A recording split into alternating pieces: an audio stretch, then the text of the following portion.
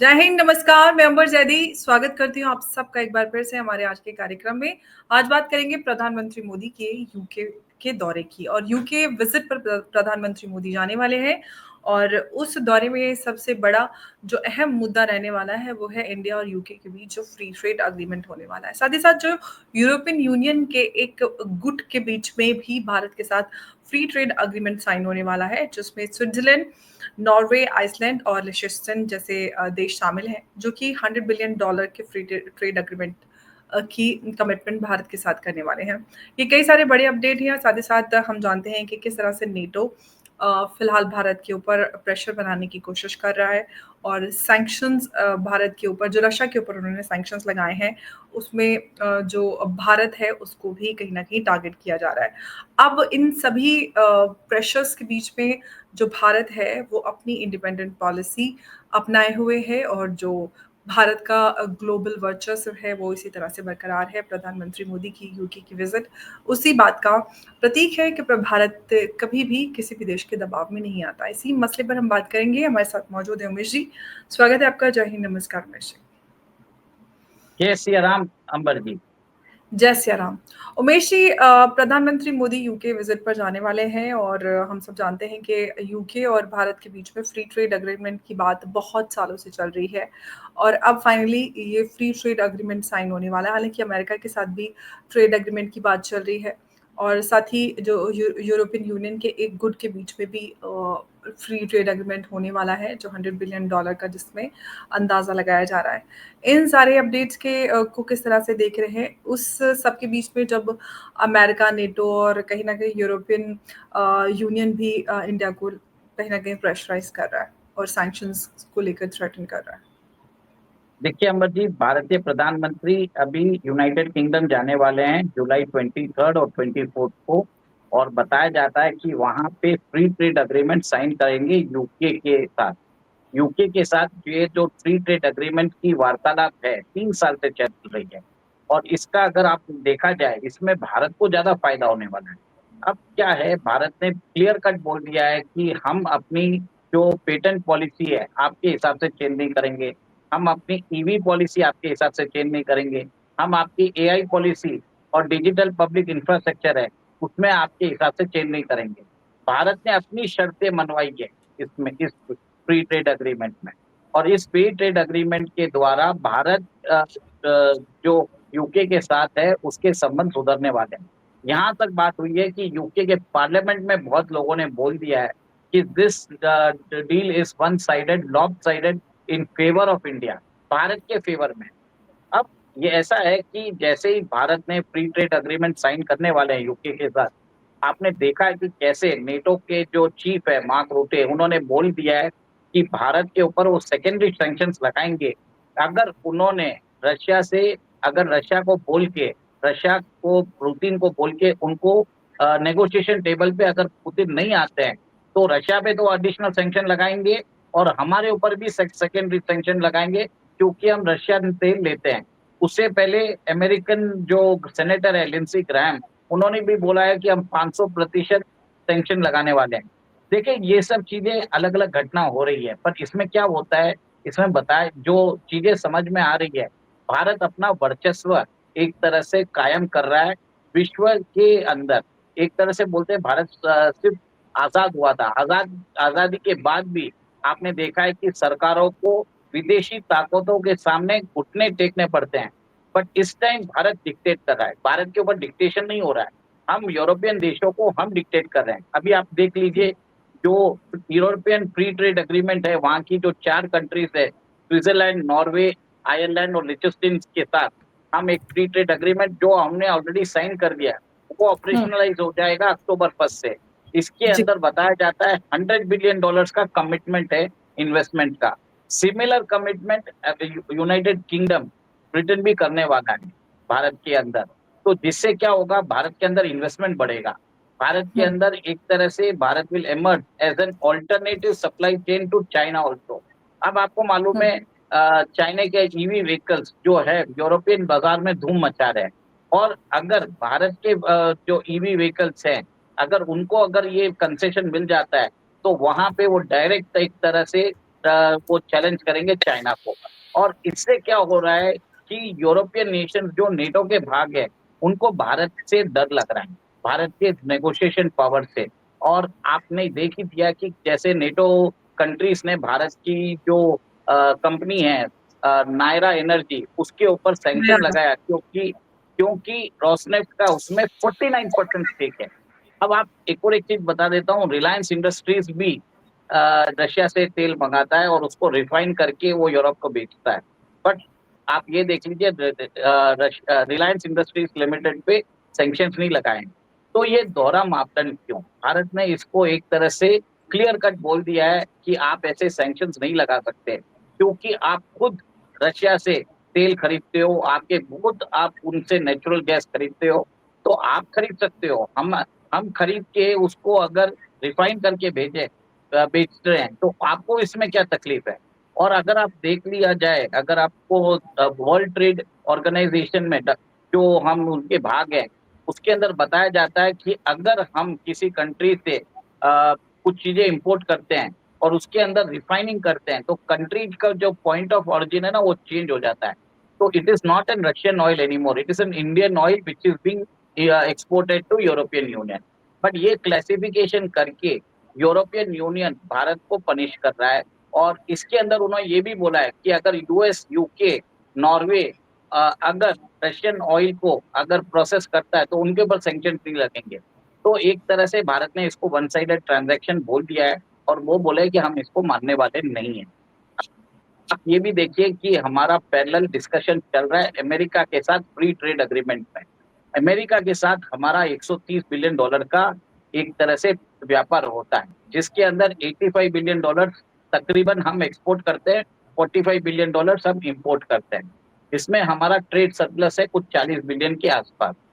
अब अमेरिका चाहता है कि भारत के साथ उसके जो ट्रेड है वो 500 बिलियन डॉलर हो जाए। अब 500 बिलियन डॉलर कैसे होगा? इसके लिए आपको एग्रीमेंट होना जरूरी है।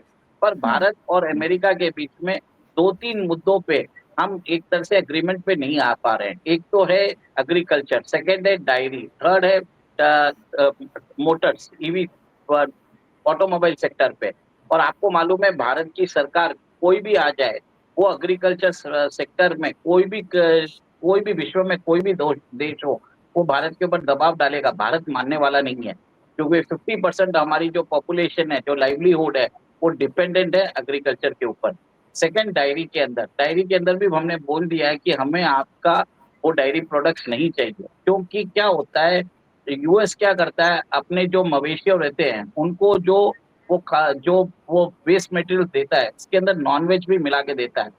भारत ने क्लियर कट बोल दिया है कि बिल्कुल, ये हमारी जो अमेरिकन डेयरी प्रोडक्ट्स हैं उसको लेकर काफी चर्चा भी हो रही है। नॉनवेज मिल्क को लेकर सोशल मीडिया पे काफी चर्चा रही, और लोगों को समझ में भी नहीं आया कि आखिर ये नॉनवेज मिल्क कैसे हो रहा है। तो जिन लोगों को नहीं पता, तो जो उमेश जी ने बताया कि जो वेस्ट प्रोड्यूस होता है, जो जानवरों को कटने और उसके बाद जो होता है, तो उससे वो फूड बना देते हैं, जैसे डॉग फूड है, कैट फूड होता है, इसी तरह से वो मवेशियों के लिए भी कैट फूड बनाते हैं। और इस तरह के वेस्ट मटेरियल से जो नॉन वेज, मतलब आप समझते हैं ततड़ियाँ, हड्डियाँ, जो भी कटे हुए पार्ट्स होते हैं जो बच जाते हैं, उससे वो इस तरह का फूड बनाते हैं। और वो खाने वाली जो गायें होती हैं, और वो जो मिल्क देती है, उसको नॉन वेज मिल्क कहा जाता है। जी उमेश जी। हाँ, तो ये कल्चरल सेंसिटिविटीज है, हम इसके लिए अलाउ नहीं करेंगे। भारत ने बोल दिया है अगर आपको चाहिए तो हम आपको ड्राई फ्रूट्स में कंसेशन दे सकते हैं, हम एप्पल्स में कर लेंगे, पर आपको समझना पड़ेगा। पर अमेरिका नहीं मान रहा है, तो भारत ने अभी बोल दिया आपको अगर करना है एग्रीमेंट तो आप कर लीजिए, नहीं तो आपको टैरिफ लगाना है तो आप टैरिफ लगा दीजिए। सेकंड, भारत ये भी चाहता है कि उसके ऊपर जो टैरिफ रहे वो 10% से नीचे रहे। आपको मालूम है अभी इंडोनेशिया के साथ अमेरिका ने डील की है 19 बिलियन डॉलर्स की। इसके अंदर बताया जाता है कि इंडोनेशिया अग्री कर चुका है कि वो 15 बिलियन डॉलर के अमेरिकन डिफेंस, अमेरिकन एनर्जी जो नीड्स है वो फुलफिल करेगा। अमेरिका से वो तेल आयात करेगा, ठीक है। 4.5 बिलियन डॉलर्स के वो एग्रीकल्चर जो सामान है वो आयात करेगा। 50 बोइंग प्लेन लेगा। आपको मालूम है बोइंग की हालत क्या है आज की डेट में। और उसके अलावा अमेरिकन जो एक्सपोर्ट्स होंगे इंडोनेशिया पे वो कंप्लीट ड्यूटी फ्री रहेगा। Indonesia will pay 19% duty on all American imports, मतलब in on all American exports. तो आप सोचिए अमेरिका को एक्सपोर्ट करेगा इंडोनेशिया तब वो 19% ड्यूटी भरेगा, और अमेरिका अगर इंडोनेशिया को करता है तो 0% है। भारत के साथ ऐसी कोई डील चाहता है? भारत ने क्लियर कट बोल दिया है कि हमें ड्यूटी में एडवांटेज चाहिए, आप 9 से 10% से ड्यूटी ऊपर मत लगाइए। अमेरिका ने बोला है कि हम 19 से 20% ड्यूटी लगाएंगे। भारत ने क्लियर कट बोल दिया है कि हमारी जो इकोनॉमी आप आसियान नेशंस के साथ कंपेयर नहीं कर सकते। हमारी इकोनॉमी आज फोर्थ लार्जेस्ट इकोनॉमी है। हम एक तरह से हम एक तरह से थर्ड लार्जेस्ट इकोनॉमी बनने की राह पे है। हमें कॉम्पिटिटिव एडवांटेज चाहिए, आप हमें आसियान देश के साथ क्लासिफिकेशन में मत रखिए। इसी के लिए अमेरिका और भारत के बीच में ये तनातनी चल रही है, और भारत ने क्लियर कट बोल दिया आपको करना है तो ठीक है, नहीं तो जय राम जी की बोल के आ गए। और जून का डेटा भी आया है जिसमें बताया जाता है कि हमारे एक्सपोर्ट्स 10% बढ़े हैं और हमारे इंपोर्ट्स 5% गिरे हैं। तो अमेरिका को हमसे जरूरत है। आपको मालूम है इतने सारे लोगों को अमेरिका निकाल रहा है, आपने सुना होगा अमेजोन निकाल रहा है, माइक्रोसॉफ्ट ने 10 से 15 हजार लोगों को निकाल दिया है। सब लोग अपनी जो सर्विस सेंटर्स है, ग्लोबल कैपेसिटी सेंटर्स है, वो यहाँ पे भारत में खोल रहे हैं, और भारत के द्वारा वो अपने जो प्रॉफिटेबिलिटी है बढ़ा रहे हैं। सबको भारत की जरूरत है। और सेकंड, भारत का जो एक्सपोर्ट है, सबसे बड़ा एक्सपोर्ट है हमारा ह्यूमन रिसोर्स कैपिटल। वो आप देख लीजिए, सत्य नडेला हो या सुंदर पिचई हो, सब भारत से ही जा रहे हैं। उधर जितने भी सीईओ है अमेरिकन कंपनीज के, वो सब भारतीय हैं। तो भारत को वो भी पिच करने की जरूरत है इस ट्रेड नेगोशिएशन में, क्योंकि उनको बताना पड़ेगा कि ये जितने भी जो बड़े सीईओस है जिन्होंने इंडिया में पढ़ाई की है, भारत के आईआईटी और आईआईएम से पढ़ाई की है, जिसको हमने फंड किया है, इंडियन टैक्स पेयर ने फंड किया है। ये भी बात हमें उन्हें समझाने की जरूरत है कि भारत के जो ह्यूमन रिसोर्स कैपिटल का एक्सपर्टाइज है, वो that is powering American growth as well. तो इसके लिए वहां पे बात एक तरह से अटकी हुई है। ऐसा है कि भारत अपना जो ट्रेड है वो बाकी कंट्रीज के साथ बढ़ाना चालू कर दिया है। उसने नेगोशिएशन चालू कर दिया जापान के साथ, साउथ कोरिया के साथ, फिर बाद में ऑस्ट्रेलिया के साथ, और भी इंडोनेशिया के साथ, बाकी सब कंट्रीज के साथ। वो आप देख ही रहे होंगे कि वहां पे भी हम बात कर रहे हैं फ्री ट्रेड अग्रीमेंट्स की। अब इसकी आप ये भी देख लीजिए, G7 समिट पे भारत को उनको बुलाना पड़ा, जो नए कैनेडियन प्रधानमंत्री है माइक कैनरी, उनको बुलाना पड़ा, और वो भी बोल रहे हैं कि अब वो भारत के साथ फ्री ट्रेड अग्रीमेंट करने को तैयार हैं। जो नेगोशिएशन स्टॉल हो गई थी जस्टिन ट्रूडो की एडमिनिस्ट्रेशन में, उसको भी रिस्टार्ट किया जा रहा है। तो आप ये देखिए कि अमेरिका से छोड़ के भारत सब जगह पे उसने अपने ट्रेड बढ़ाने की कोशिश कर रहा है, ताकि लेकिन इस सबसे कहीं ना अमेरिकन कहीं चाइना अमेरिकन काफी परेशान नजर आ रहा है इस मैं पूरे उस पे प्रोसेस। भी आता हूँ। वो अमेरिकन सैंक्शन अगर बाई चांस आ भी जाए तो उसको ऑफसेट किया जाए। चाइना इसके लिए प्रॉब्लम है, क्योंकि चाइना को लग रहा है कि भारत एमर्ज हो रहा है as one of the alternative supply chain. और एक तरह से आपको मालूम है कि चाइना की कंपनीज के ऊपर ईयू में बहुत बैन लग चुके हैं। उनकी जो कंपनीज है, हुआई है या सब कंपनीज है, जिनके ऊपर बताया जाता है कि उनकी कंपनीज डेटा चुराती है, तो डेटा प्राइवेसी एंड सिक्योरिटी के मैटर के लेके अमेरिका ने उन दोनों की कंपनीज पे, हुआई और ZTE पे उन्होंने सैंक्शंस लगा दिया है।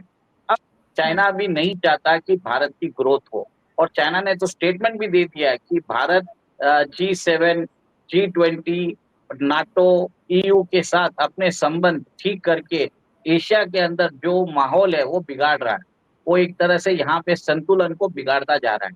तो चाइना अभी कंप्लेन करना चालू कर चुका है, और भारत के जो मूव्स है उससे वो परेशान हो चुका है। अब ऐसा है कि भारत को सब लोग चाह रहे हैं, भारत सबसे हाथ मिला रहा है। अब ऐसी बात नहीं है कि अभी भी आप देखेंगे कि जिस मालदीव्स ने भारत के प्रधानमंत्री के खिलाफ जो मुसू है उन्होंने अपशब्द कहे थे, वो खुद भारत को अब उनकी जो इंडिपेंडेंस डे सेलिब्रेशन में चीफ गेस्ट के जैसे बुला रहे हैं। अब मोदी जी 24 तारीख के बाद 25 तारीख और 26 तारीख को मालदीव्स भी जाने वाले हैं।